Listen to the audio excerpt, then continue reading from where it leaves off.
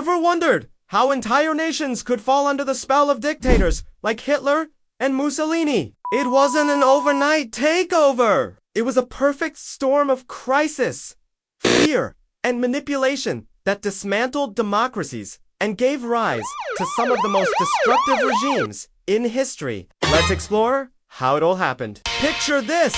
It's the 1920s and 30s. World War I has just ended, but instead of peace, Europe is left with chaos. Countries like Germany are crushed by defeat, while even victors like Italy feel cheated. Economies are in ruins, societies are divided, and people are desperate. Then, the Great Depression hits, throwing millions out of work and into poverty. Faith in democracy plummets. People weren't just looking for change.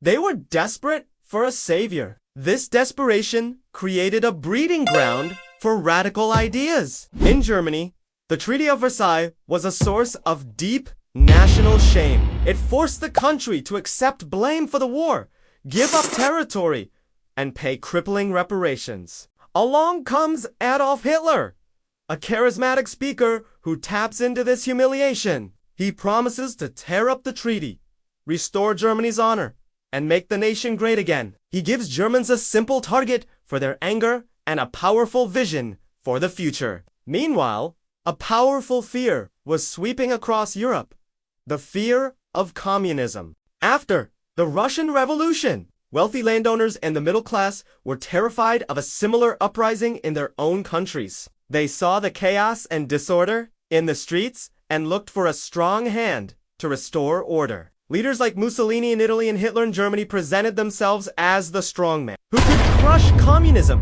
and protect private property. To many, their authoritarian vision seemed like a safer bet than a workers' revolution. So, how did these leaders cement their power? They built a system called totalitarianism, where the state controls everything. First, they established a single-party dictatorship. All other political parties were outlawed. There was only one leader, one party, and one truth. This was all held together by a powerful, all-encompassing ideology. For the Nazis, it was the twisted idea of racial purity and superiority. For the Italian fascists, it was the worship of the state above all else. This ideology became the new religion, replacing all other moral codes. To enforce this new reality, these regimes took complete control.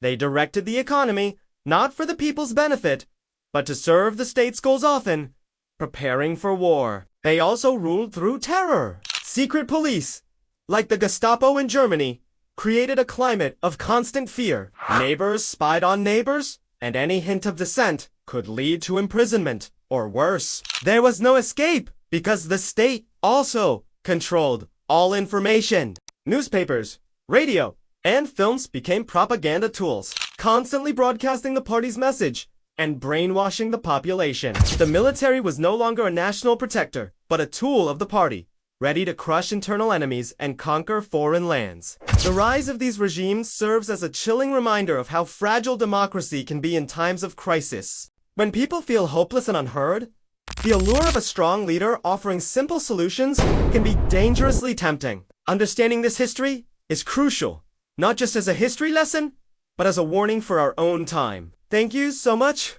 for watching! If you found this video insightful, please give it a thumbs up and subscribe to the channel for more deep dives into history. Let me know your thoughts in the comments below. See you next time!